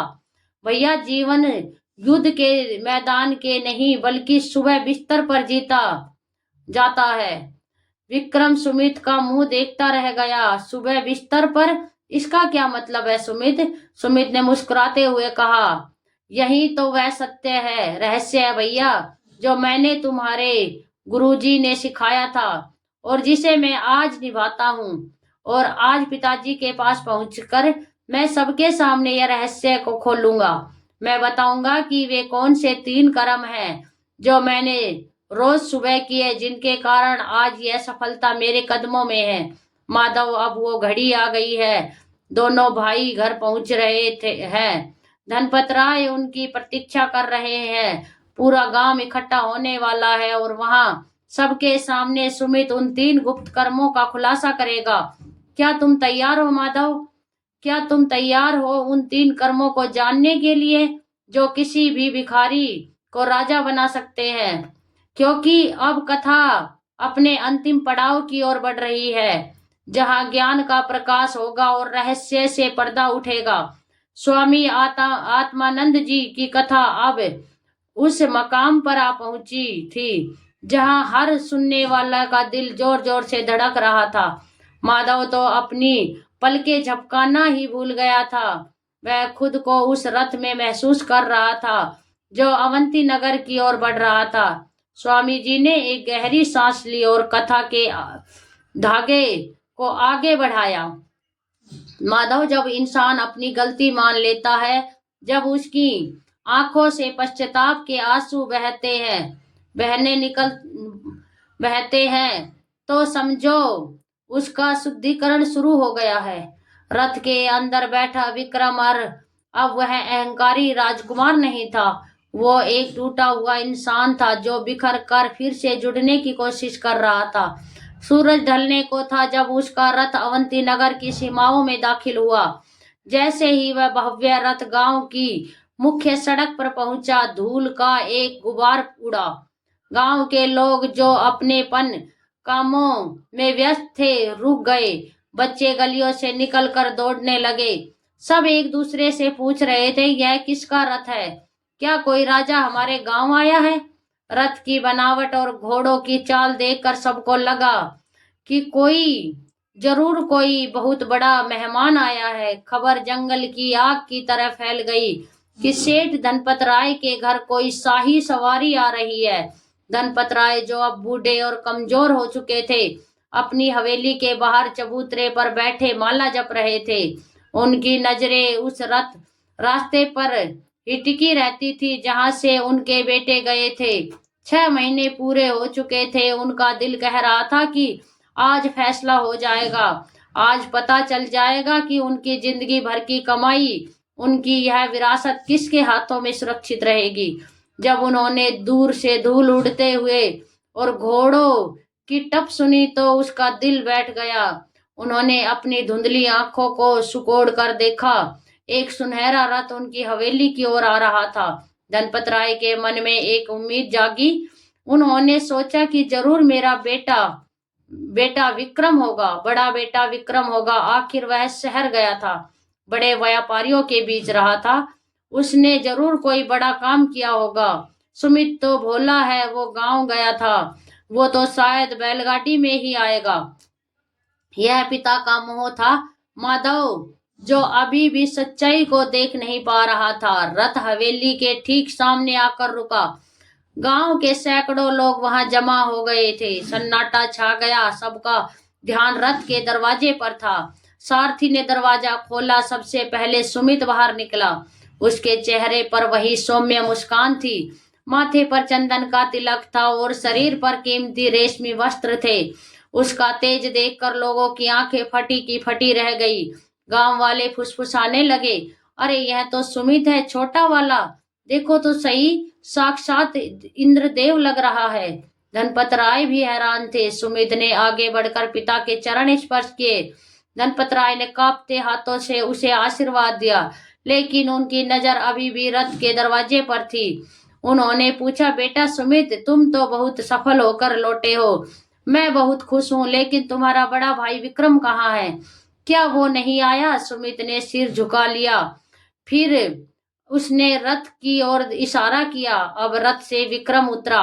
उसने सुमित के दिए हुए साफ कपड़े पहन रखे थे, लेकिन उसकी चाल में वो पुरानी अकड़ नहीं थी। उसका सिर झुका हुआ था, कंधे झुके हुए थे, उसकी आंखों के नीचे काले घेरे थे और चेहरा उतरा हुआ था। वो किसी अपराधी की तरह धीरे धीरे चलते हुए पिता के सामने आया। धनपत राय उसे देखते ही समझ गए। एक पिता की अनुभवी आंखें कपड़ों के पीछे छुपी हुई हार को पहचान लेती है। उन्होंने विक्रम को ऊपर से नीचे तक देखा और फिर उनकी नजर विक्रम के खाली हाथों पर गई। विक्रम, जो कभी नजरें मिलाकर बात करता था, आज पिता के पैरों पर गिर पड़ा। वो फूट फूट कर रोने लगा। पिताजी, मुझे माफ कर दीजिए, मैं हार गया, मैं पूरी तरह हार गया। भीड़ में सन्नाटा खिंच गया। लोग हैरान थे कि वह विक्रम, जो कभी किसी को सीधे मुंह जवाब नहीं देता था, आज बच्चों की तरह रो रहा है। धनपत राय को एक गहरा धक्का लगा। उन्होंने विक्रम को उठाया नहीं। उन्होंने कठोर स्वर में पूछा, विक्रम, रोना बंद करो और मुझे बताओ, क्या तुमने वे मोहरें गवा दी? क्या तुमने अपनी विरासत की परीक्षा में हार मान ली? विक्रम ने सिसकते हुए कहा, हाँ पिताजी, मैंने सिर्फ मोहरें नहीं गवाई, मैंने अपनी इज्जत, अपना मान सम्मान सब गवा दिया है। अगर सुमित ने मुझे रास्ते में नहीं बचाया होता तो शायद आज मैं जिंदा भी नहीं होता। मैं भिखारी बन चुका था। पिताजी, धनपत राय ने अपनी छाती पकड़ ली। वे वहीं चबूतरे पर बैठ गए। सुमित ने तुरंत उन्हें सहारा दिया और पानी पिलाया। थोड़ी देर बाद जब माहौल शांत हुआ तो धनपत राय ने सुमित की ओर देखा। उनकी आंखों में सवाल थे। उन्होंने पूछा, सुमित, तुम दोनों एक ही घर से निकले थे, एक ही जैसी शिक्षा मिली थी, एक बराबर धन मिला था, फिर यह अंतर क्यों? ऐसा क्या हुआ कि एक बेटा राजा बनकर गया और दूसरा रंक? क्या विक्रम का भाग्य खराब था? सुमित ने हाथ जोड़े और बहुत ही विनम्रता से कहा, पिताजी, भाग्य तो हम सबका सोता हुआ होता है, उसे जगाना पड़ता है और भाग्य को जगाने का एक ही समय होता है, सुबह का समय। धनपत राय ने हैरानी से पूछा, मैं समझा नहीं बेटा, विस्तार से बताओ। सुमित ने भीड़ की ओर देखा, फिर अपने भाई की ओर देखा और अंत में अपने पिता की आंखों में झांक कर बोला, पिताजी, जब हम घर से निकले थे तो विक्रम भैया ने अपनी बुद्धि और पैसे पर भरोसा किया और मैंने अपनी दिनचर्या पर भरोसा किया। भैया सोचते थे कि सफलता बाजार में मिलती है, लेकिन मुझे हमारे गुरुजी ने सिखाया था कि सफलता बिस्तर छोड़ने के तरीके से मिलती है। सुमित ने आगे कहा, पिताजी, यह 6 महीने मैंने सिर्फ व्यापार नहीं किया, मैंने एक तपस्या की है। मैंने अपने जीवन में 3 कर्मों को लोहे की लकीर की तरह माना। चाहे आंधी आई, चाहे तूफान आया, चाहे मैं थका हुआ था, मैंने उन 3 कर्मों को कभी नहीं छोड़ा। और यह 5,000 मोहरे जो आप देख रहे हैं, यह तो सब धूल है। असली धन तो वह ऊर्जा है, जो शक्ति है, जो मुझे उन 3 कर्मों से मिली है। वहां खड़ी भीड़ में अब उत्सुकता की लहर दौड़ गई। हर कोई जानना चाहता था कि आखिर वे 3 कर्म क्या है। विक्रम भी, जो अभी तक रो रहा था, उसने भी अपने आंसू पोंछे और सुमित की ओर देखने लगा। उसने पहली बार महसूस हो रहा था कि उसने अपना जीवन में क्या मिस किया है। धनपत राय ने पूछा, बेटा, कौन से 3 कर्म? क्या तुमने कोई विशेष पूजा की? क्या तुमने कोई तंत्र मंत्र किया? सुमित मुस्कुराया, नहीं पिताजी, कोई तंत्र मंत्र नहीं। यह 3 कर्म इतने साधारण हैं कि लोग इनकी सादगी की वजह से ही इन्हें नजरअंदाज कर देते हैं, लेकिन इनका असर इतना गहरा है कि यह किसी भी इंसान को पूरा जीवन बदल सकते हैं। सुमित ने बोलना शुरू किया, पिताजी, मेरा पहला नियम, मेरा पहला कर्म मेरी आंख खुलते ही शुरू होता था। अधिकांश लोग, और क्षमा करें भैया, लेकिन विक्रम भैया भी सुबह उठते ही सबसे पहले अभाव लेख के बारे में सोचते हैं। वे सोचते हैं कि उन्हें क्या नहीं मिला, उन्हें क्या तकलीफ है, आज कितना काम है। वे उठते ही अपने दिमाग को शिकायतों से भर लेते हैं। लेकिन मेरा पहला कर्म था कृतज्ञता का संकल्प, ग्रेटिट्यूड। मानो माधव ध्यान से सुनना, सुमित अब उन रहस्यों को खोलने जा रहा है। सुमित ने समझाया। मैं जैसे ही उठता, मैं बिस्तर से नीचे पैर रखता, मैं अपनी आंखें बंद करके सिर्फ 2 मिनट के लिए उन 3 चीजों को याद करता था जिनके लिए मैं ईश्वर को धन्यवाद कर सकता हूँ। चाहे वह मेरी सांसें हो, चाहे वह छत हो या जिसके नीचे मैं सो रहा हूँ, या चाहे वह भोजन हो जो मुझे कल मिला था। मैं अपने दिन की शुरुआत धन्यवाद से करता था, शिकायत से नहीं। और पिताजी, जब आप दिन की शुरुआत भरे हुए मन से करते हैं तो ब्रह्मांड आपको और ज्यादा भर कर देता है, लेकिन जब आप खालीपन से शुरुआत करते हैं तो ब्रह्मांड आपसे बचा कुचा भी छीन लेता है। विक्रम यह सुनकर सन्न रह गया। उसे याद आया कि वह सुबह उठते ही नौकरों पर चिल्लाता था, पानी के लिए, नाश्ते के लिए। वह हमेशा यही सोचता था कि बिस्तर कितना खराब है, मौसम कितना खराब है। सुमित ने आगे कहा, पिताजी, यह तो सिर्फ शुरुआत थी, यह तो सिर्फ मन को तैयार करना था। इसके बाद आता था मेरा दूसरा कर्म, जो शरीर और ऊर्जा को लोहे जैसा बना देता है। अगर मैंने वह दूसरा कर्म नहीं किया होता तो उस बाढ़ वाली रात में पूरे गांव का सामान नहीं बचा पाता। मेरे अंदर वह ताकत ही नहीं होती। धनपत राय अब पूरी तरह से सुमित की बातों में खो चुके थे। उन्होंने पूछा, और वह दूसरा कर्म क्या था बेटा? सुमित बोला, पिताजी, दूसरा कर्म है ब्रह्मांड संयोग, यानी सुबह की उस प्राण वायु को अपने भीतर उतारना जो सिर्फ सूर्योदय से पहले मिलती है। लोग इसे कसरत कहते हैं, व्यायाम कहते हैं, लेकिन मेरे लिए यह प्रार्थना थी। मैं रोज सुबह पसीना बहाता था, लेकिन जिम में नहीं, प्रकृति की गोद में। मैं अपने शरीर के एक एक रोम को ऑक्सीजन से भर देता था। जब दुनिया सो रही होती थी तब मैं अपनी तलवारबाजी का अभ्यास करता था। मैं दौड़ लगाता था, इससे मेरे अंदर का आलस जलकर राख हो जाता था।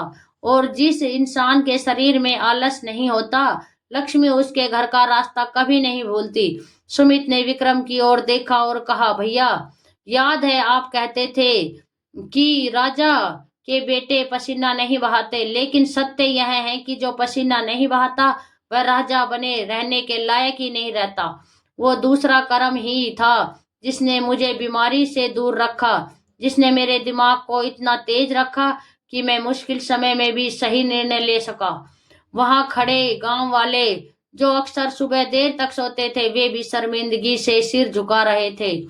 उन्हें अपनी गलती समझ आ रही थी, लेकिन माधव, असली रहस्य तो अब आने वाला था। सुमित ने कहा, पिताजी, यह 2 कर्म तो मुझे तैयार करते थे, लेकिन वो तीसरा कर्म ही है जिसने मुझे शून्य से शिखर तक पहुंचाया। वो तीसरा कर्म है जिसने मुझे उन लोगों से जोड़ा जिन्होंने मुझे अमीर बनाया। वह तीसरा कर्म सबसे गुप्त है और सबसे शक्तिशाली था। धनपत राय ने उत्सुकता से पूछा, वह तीसरा कर्म क्या है सुमित? जल्दी बताओ। सुमित ने एक पल का विराम लिया। उसने चारों ओर देखा। हवेली के दिए जलने लग गए थे। शाम गहरा रही थी, लेकिन ज्ञान का सूरज अब उगने वाला था। सुमित ने गंभीर आवाज में कहा, पिताजी, तीसरा कर्म है संकल्प दर्शन। लोग सुबह उठकर अखबार पढ़ते, खबरें सुनते हैं, लेकिन मैं अपने तीसरे कर्म के रूप में रोज सुबह अपने लक्ष्य को पढ़ता था, और सिर्फ पढ़ता नहीं था, उसे जीता था। रुको माधव, सुमित अभी इस तीसरे कर्म की गहराई समझाने ही वाला था कि तभी भीड़ में से एक आवाज आई। यह आवाज गांव के उस बूढ़े पुजारी की थी जो बहुत ज्ञानी थे। उन्होंने आगे बढ़कर कहा, बेटा सुमित, तुम जो कह रहे हो वह सत्य है, लेकिन इस तीसरे कर्म को करने की एक विशेष विधि होती है जो अगर गलत हो जाए तो इसका उल्टा असर भी हो सकता है। क्या तुमने वह विधि भी पालन की? सुमित ने पुजारी के चरण स्पर्श किए और कहा, हाँ बाबा, मैंने उसी विधि का पालन किया, और आज भी मैं वह विधि कर वह तरीका सबको बताऊंगा, क्योंकि मैं नहीं चाहता कि कोई भी व्यक्ति अज्ञानता के कारण गरीबी में जिए। माधव, यह तीसरा कर्म बहुत ही सूक्ष्म है। यह सीधा हमारे अवचेतन मन, सबकॉन्शियस माइंड से जुड़ा है। सुमित ने कैसे अपने दिमाग को प्रोग्राम किया, उसने कैसे अपने लक्ष्य को हकीकत में बदला, यह जानना तुम्हारे लिए बहुत जरूरी है। क्योंकि अब जो मैं तुम्हें अगले भाग में बताने वाला हूँ, वो इस पूरी कथा का सार है। वहां सुमित उस तीसरे कर्म की एक एक बारीकी को समझाएगा और साथ ही धनपत राय अपने अंतिम निर्णय सुनाएंगे। लेकिन याद रखना माधव, कथा अभी खत्म नहीं हुई है, क्योंकि ज्ञान सुनना आसान है लेकिन उसे धारण करना कठिन है। क्या विक्रम इन बातों को समझ पाएगा या उसका पुराना स्वभाव फिर से लौट आएगा, यह देखना अभी बाकी है। दोस्तों, हवेली के उस आंगन में अब ज्ञान की गंगा गंगा बहने वाली है। सुमित के चेहरे से निकलने वाला हर शब्द एक मंत्र की तरह है। अगले भाग में हम उस तीसरे कर्म की जादुई शक्ति को देखेंगे और जानेंगे कि आखिर पिता ने किसको अपनी गद्दी सौंपी। स्वामी आत्मानंद जी की कथा अब अपने सबसे गहरे और महत्वपूर्ण चरण में प्रवेश कर चुकी थी। माधव और गांव के लोग मंत्र मुग्ध होकर सुन रहे थे। वातावरण में एक पवित्र शांति थी, जैसे साक्षात सरस्वती वहां विराजमान हो। स्वामी जी ने कथा को आगे बढ़ाते हुए कहा, माधव, सुमित ने जब पुजारी बाबा के सवाल का जवाब देना शुरू किया तो वहां सन्नाटा छा गया। यह वो ज्ञान था जो ऋषियों ने गुफाओं में खोजा था, लेकिन आज एक व्यापारी का बेटा उसे भरे बाजार में समझा रहा था। सुमित ने अपनी बात आगे बढ़ाई, पुजारी बाबा, आपने बिल्कुल सही कहा, विधि ही सब कुछ है। मेरा तीसरा कर्म यानी संकल्प दर्शन कोई जादू नहीं है, यह मन का विज्ञान है। पिताजी और मेरे सभी भाई बहनों, ध्यान से सुनिए। हमारा मन एक उपजाऊ खेत की तरह है और सुबह का जो समय होता है जब हम सोकर उठते हैं, उस समय यह खेत सबसे ज्यादा नरम और तैयार होता है। उस समय आप इसमें जो भी बीज डालेंगे वह एक विशाल वृक्ष बन जाएगा। सुमित ने विक्रम की ओर देखा, जिसकी आंखें अब आंसुओं से सूखी थी, लेकिन ध्यान पूरी तरह सुमित की बातों पर था। सुमित बोला, भैया, आप सुबह उठते ही क्या सोचते थे? आप सोचते थे कहीं मेरा पैसा खत्म ना हो जाए, कहीं पिताजी नाराज ना हो जाए, कहीं कोई मुझे लूट ना ले, है ना? आप अनजाने में ही अपनी बर्बादी का बीज बो रहे थे। आप अपने दिमाग में अपनी हार का चित्र बना रहे थे, और प्रकृति का नियम है, जो चित्र आपने अपने मन में पक्का कर लेते हैं, प्रकृति उसी में रंग भर देती है। आपने डर का बीज बोया, इसलिए आपको डर की फसल मिली। विक्रम का सिर शर्म से झुक गया। उसने अपनी गलती समझ आ रही थी। वो सचमुच रोज सुबह उठते ही डरता था। सुमित ने फिर भीड़ की ओर देखा और अपनी आवाज को थोड़ा ऊंचा करते हुए कहा, लेकिन मैंने क्या किया?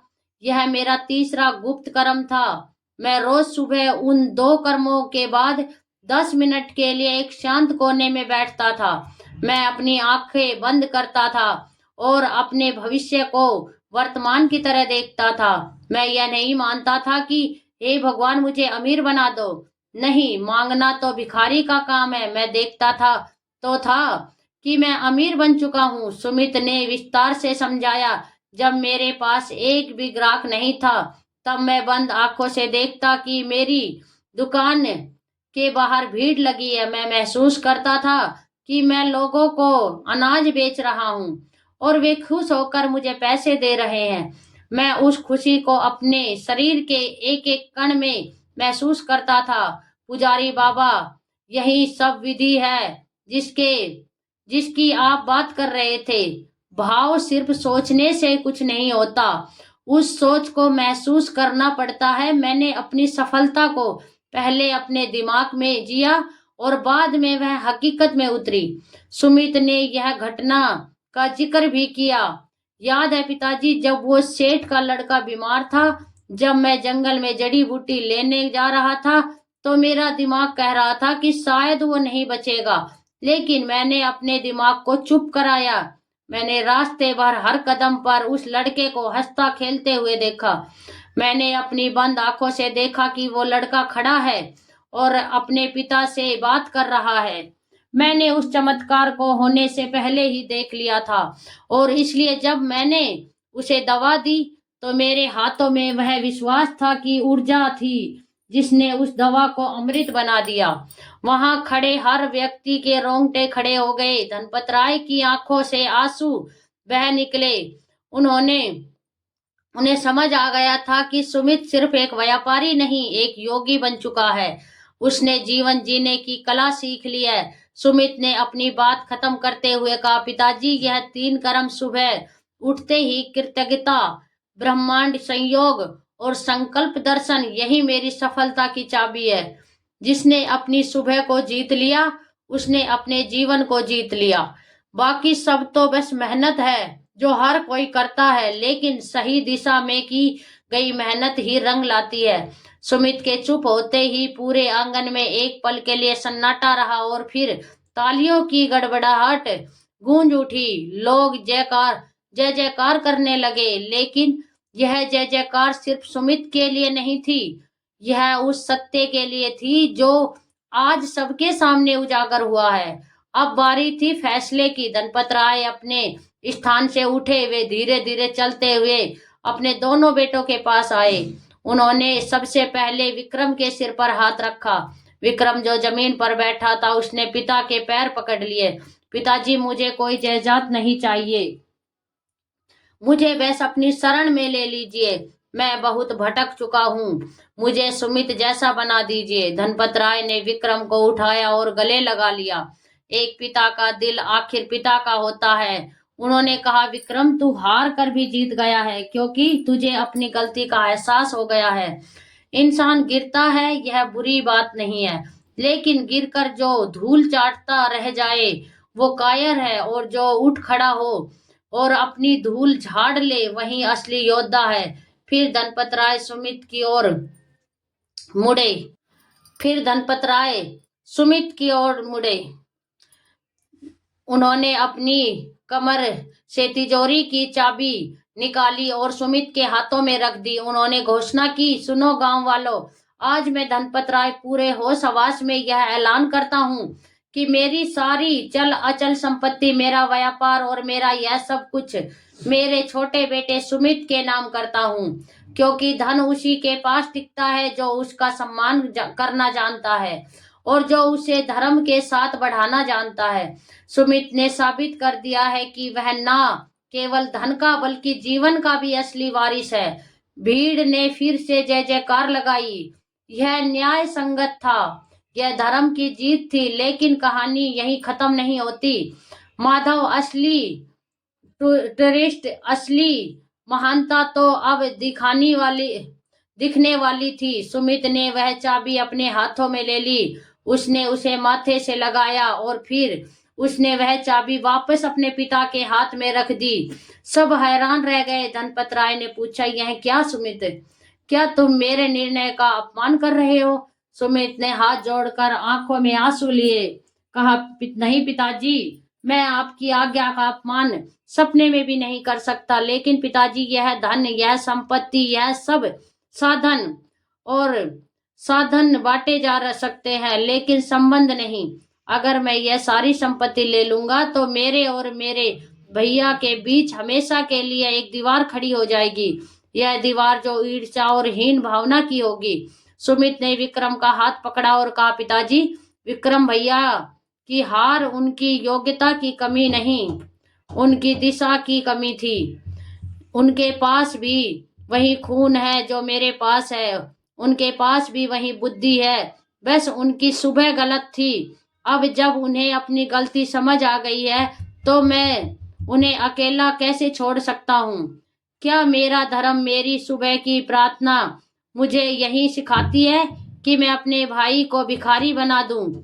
सुमित ने प्रस्ताव रखा, पिताजी, आप यह संपत्ति मुझे मत दीजिए, आप बस मुझे यह जिम्मेदारी दीजिए कि मैं अगले 6 महीने विक्रम भैया के साथ रहूं।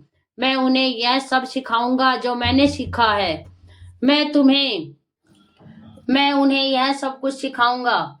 जिस दिन विक्रम भैया की सुबह सुधर जाएगी, उस दिन यह मुझसे भी बड़े व्यापारी बनेंगे, क्योंकि इसके अंदर आग है, बस उसे सही दिशा की जरूरत है। सुमित की यह बात सुनकर पत्थर दिल भी पिघल जाए। विक्रम तो सुमित के पैरों में गिर पड़ा और उसे पकड़कर रोने लगा। सुमित, तू मेरा छोटा भाई नहीं, तू मेरा गुरु है। आज तूने मुझे वह दिया जो कोई दौलत नहीं दे सकती है। तूने मुझे मेरा आत्मसम्मान लौटा दिया। धनपत राय की छाती गर्व से फूल गई। उन्होंने दोनों बेटों को एक साथ गले लगा लिया। उन्होंने कहा, आज मैं दुनिया का सबसे बड़ा अमीर बाप हूँ। मुझे एक लायक वारिस नहीं बल्कि 2 अनमोल रतन मिले हैं। सुमित, तेरा त्याग, तेरी कमाई से जो भी बड़ा है। अंत में सुमित ने विक्रम को अपने साथ लिया और दोनों ने मिलकर संकल्प किया कि वे अब साथ मिलकर व्यापार करेंगे। सुमित ने विक्रम को वचन दिया कि कल सुबह से वह उसे जगाएगा और वे दोनों मिलकर उन 3 कर्मों का पालन करेंगे। कथा समाप्त करके स्वामी आत्मानंद जी शांत हो गए। माधव और वहां बैठे सभी लोग की आंखों में एक नई चमक थी। कहानी खत्म हो चुकी थी लेकिन उसका असर अब शुरू होने वाला था। माधव, जो कहानी के शुरू में अपनी किस्मत को कोस रहा था, अब एकदम शांत बैठा था। उसके चेहरे से तनाव की लकीरें गायब हो चुकी थी। स्वामी जी ने माधव की ओर देखा और पूछा, माधव, क्या तुम्हें तुम्हारे सवालों का जवाब मिला? क्या तुम्हें समझ आया कि तुम्हारी गरीबी का कारण क्या है? क्या तुम्हें वह रहस्य मिला जो तुम ढूंढ रहे थे? माधव ने हाथ जोड़े और गदगद कण से बोला, हाँ महाराज, मुझे सब समझ आ गया। मेरी गरीबी मेरी जेब में नहीं, मेरी आदतों में थी। मैं रोज सुबह अपनी चिंताओं को पूछता था, इसलिए चिंताएं बढ़ रही थी। आज से, अभी से मैं संकल्प लेता हूँ कि मैं भी सुमित के बताए उन 3 कर्मों का पालन करूंगा। स्वामी जी मुस्कुराए। उन्होंने कहा, तथास्तु माधव, लेकिन रुको, अभी एक आखिरी बात बाकी है। अभी तक हमने कहानी सुनी लेकिन अब समय है इस कहानी का निचोड़, इसका अमृत निकालने का, ताकि जब तुम यहाँ से उठकर जाओ तो यह ज्ञान तुम्हारे साथ जीवन भर रहे। दोस्तों, अब हम वीडियो के बिल्कुल अंतिम चरण में हैं। स्वामी आत्मानंद जी की यह कथा हमें क्या सिखाती है और सबसे महत्वपूर्ण बात, वो गुप्त रहस्य क्या है जिसका वादा मैंने वीडियो की शुरुआत में किया था। वो पैराबल तो खत्म हो गया लेकिन उसका पैक अभी बाकी है। अब जो भी मैं आपको अगले और आखिर भाग में बताने जा रही हूँ वो आपके लिए एक एक्शन प्लान होगा। कहानी सुनना अच्छा है लेकिन उसे जीवन में उतारना ही असली सफलता है। तो चलिए बढ़ते हैं अपने अंतिम भाग की ओर, जहां से आपको बताऊंगी कि कल सुबह जब आपकी आंख खुले तो आपको ठीक ठीक क्या करना है ताकि आप भी अपने जीवन के सुमित बन सके। और साथ ही मैं आपको उस चौथे गुप्त सूत्र के बारे में भी इशारा करूंगी जो इन तीनों को बांध कर रखता है। स्वामी आत्मानंद जी का प्रवचन समाप्त हो चुका था। सूरज ढल चुका था और गांव में अंधेरा गिरने लगा था, लेकिन माधव के जीवन में और वहां बैठे हर व्यक्ति के जीवन में एक नया सूरज उग चुका था। माधव ने स्वामी जी के चरण स्पर्श किए। आज उनके स्पर्श में, उनकी चाल में एक आत्मविश्वास था। वो लाचार और गरीब माधव नहीं था। वह सुबह रो रहा था। वो अब एक साधक बन चुका था जिसके पास अपने भाग्य को बदलने का नक्शा था। दोस्तों, कहानी यही समाप्त होती है। सुमित और विक्रम ने अपने जीवन को नई दिशा दी और माधव ने भी, लेकिन अब बारी आपकी है। अब बारी मेरी और आपकी बात करने की है। मैंने वीडियो की शुरुआत में पहले भाग में आपसे एक वादा किया था। मैंने कहा था कि वीडियो के अंत में मैं आपको एक ऐसा गुप्त रहस्य बताऊंगी जो आपकी गरीबी, आपके दुख और आपकी असफलता को असली जड़ है। वो रहस्य जिसे जाने बिना आप चाहे कितनी भी मेहनत कर लें, परिणाम हमेशा अधूरा ही रहेगा। अब समय आ गया है उस रहस्य से पर्दा उठाने का। क्या आपने कभी सोचा है कि सुमित और विक्रम में असली अंतर क्या था? क्या वह सिर्फ सुबह जल्दी उठना था? नहीं, दुनिया में बहुत से लोग हैं जो मजबूरी में सुबह जल्दी उठते हैं। दूध वाला, अखबार वाला, सफाई कर्मचारी, वे सब सुबह जल्दी उठते हैं। लेकिन क्या वे सब राजा बन जाते हैं? क्या वे सब धनपत राय के बेटे की तरह अमीर बन जाते हैं? नहीं। तो फिर सुमित के उठने में ऐसा क्या खास था? यही वह गुप्त रहस्य है, भाव और तरंग। दोस्तों, रहस्य यह है कि सुबह का जो पहला 1 घंटा होता वह आपके पूरे 24 घंटे का रिमोट कंट्रोल होता है। विज्ञान इसे अल्फा स्टेट कहता है और हमारे शास्त्र इसे ब्रह्म मुहूर्त कहते हैं। जब आप सोकर उठते हैं तो आपका दिमाग गीली मिट्टी की तरह होता है। उस समय आप उस पर जो भी छाप छोड़ेंगे वो पत्थर की लकीर बन जाएगी। विक्रम की गलती यह नहीं थी कि वह देर से वह उठता था। उसकी गलती, असली गलती यह थी कि वह अभाव की तरंगों के साथ उठता था। वो उठते ही चिड़चिड़ाता था, वो गुस्से में रहता था। और जब आप ब्रह्मांड को सुबह सुबह गुस्से का सिग्नल भेजते हैं तो ब्रह्मांड पूरे दिन आपको ऐसी घटनाएं देता है जिससे आपको और गुस्सा आए। वही सुमित सुमित जल्दी उठता था, लेकिन उससे भी महत्वपूर्ण बात यह थी कि वह प्रचुरता और शांति की तरंग के साथ उठता था। तो वह रहस्यमयी पाप क्या है जिसका जिक्र मैंने शुरू में किया था? वह पाप है सुबह की ऊर्जा का अपमान करना। आज के आधुनिक युग में 99% लोग सुबह उठते ही सबसे पहले अपने मोबाइल फोन उठाते हैं। यह एक ऐसा पाप है, एक ऐसा अभिशाप है जो हमारी पूरी पीढ़ी को गरीब बना रहा है। जैसे ही आप सुबह उठकर फोन देखते हैं, आप दुनिया भर की नकारात्मक ईर्ष्या, दूसरों की फोटो देखकर और तनाव, ईमेल और मैसेज देखकर अपने दिमाग में भर लेते हैं। उस आप उस गीली मिट्टी पर कचरा फेंक देते हैं। फिर आप उम्मीद करते हैं कि आपके जीवन में कमल खिलेंगे। यह असंभव है। इसलिए अगर आप वास्तव में अपने जीवन में से दरिद्रता को मिटाना चाहते हैं, अगर आप यह भयंकर गरीबी से बचना चाहते हैं जिसका सामना विक्रम ने किया, तो आपको आज से ही, अभी ही एक गांठ बांध लेनी होगी। सुमित के उन 3 कर्मों को मैं अब आपके लिए आज के समय के हिसाब से 3 सरल चरणों में बदल रही हूँ। यह आपका एक्शन प्लान है। इसे ध्यान से सुनिए और अपने दिल में उतार लीजिए। कर्म 1 डिजिटल उपवास है और कृतज्ञता।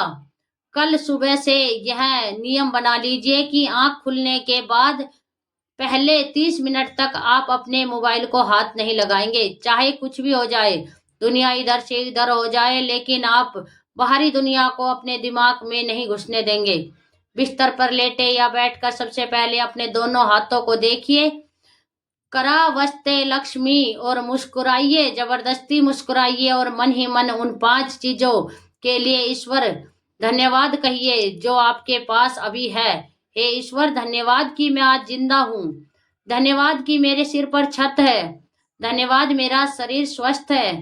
धन्यवाद कि मेरे माता पिता मेरे साथ है। जब आप धन्यवाद से शुरुआत करते हैं तो आप ब्रह्मांड को बताते हैं कि मेरे पास बहुत कुछ है, और ब्रह्मांड कहता है तथास्तु, तुम्हें और मिलेगा।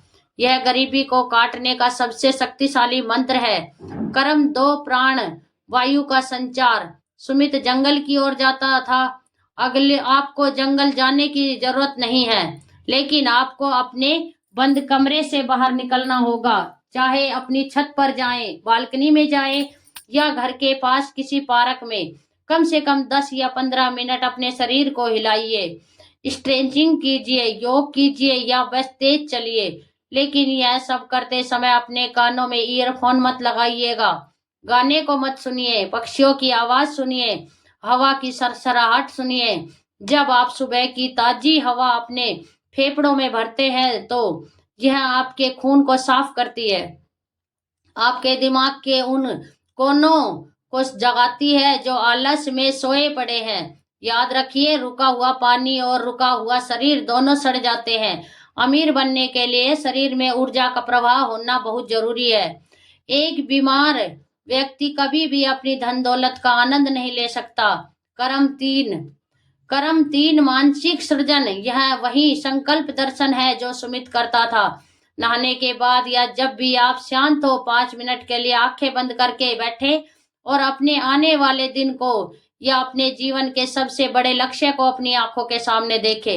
सिर्फ सोचे नहीं, देखे कि आप अपना कर्ज चुका रहे हैं। देखे कि आपका घर खुशियों से भरा है।